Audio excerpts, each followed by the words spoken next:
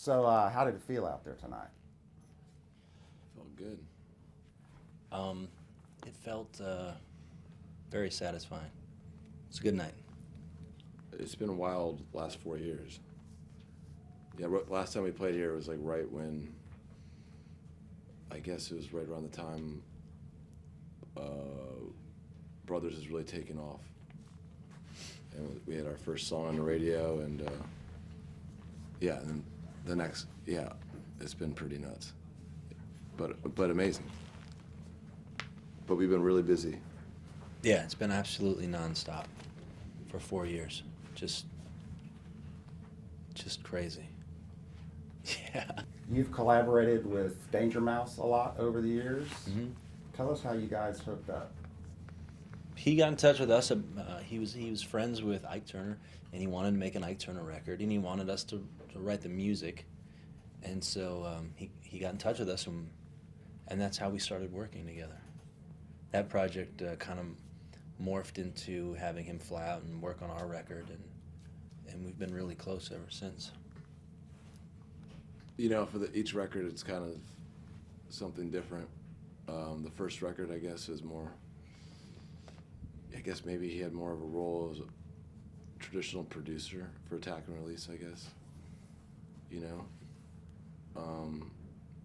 And then, you know, we did one song on Brothers with him, and that was more of a full-on collaboration. And then the last two records, El Camino and Turn Blue, you know, he's basically, you know, co-writes the songs with us, and we kind of approach the recording process like we're a trio, you know? So there's like, it's a pretty democratic process. But, you know, he brings a lot of stuff. Like, he's taught us a lot, you know, especially when it comes to melody, you know, and arrangements and stuff. But he's just fun to work with, you know? He's just like our closest Closest collaborator. ally. Closest ally, yeah. Yeah. A song can come about any way, with anything being the spark that ignites it. It doesn't matter. Impossible to define it, really. You just kind of gotta be, you know, lucky, like, and catch it when it presents itself, you know. I mean, we listen to all kinds of stuff, you know. We both have pretty eclectic taste, you know. I mean, I don't think there's one type of music that either one of us gravitates towards, really. It's kind of all over the map. Yeah. Touring is it's like a blessing and a curse, and it's like good and evil and everything all wrapped up in one.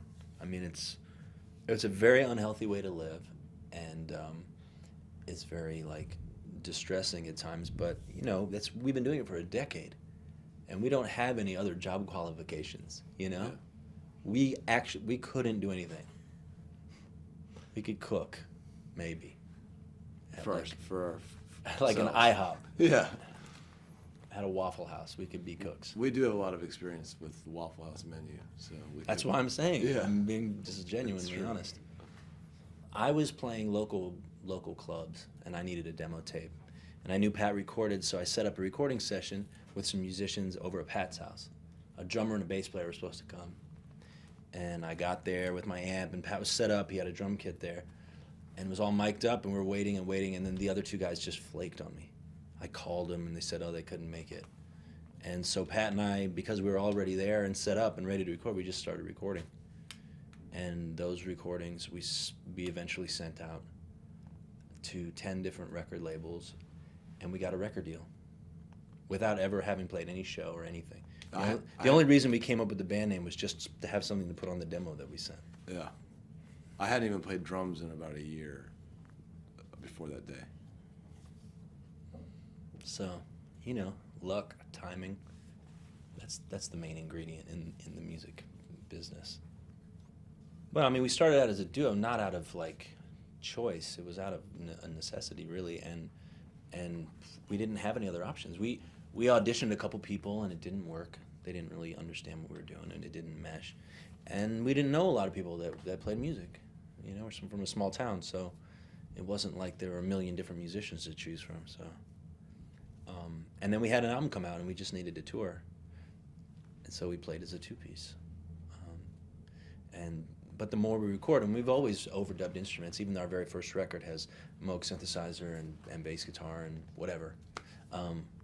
So the more we do that in the studios, the less we want to just play as a two-piece, because sometimes we're writing songs just based around a bass line or a keyboard part, you know, and it just doesn't feel right to just play it as a guitar and drums, you know.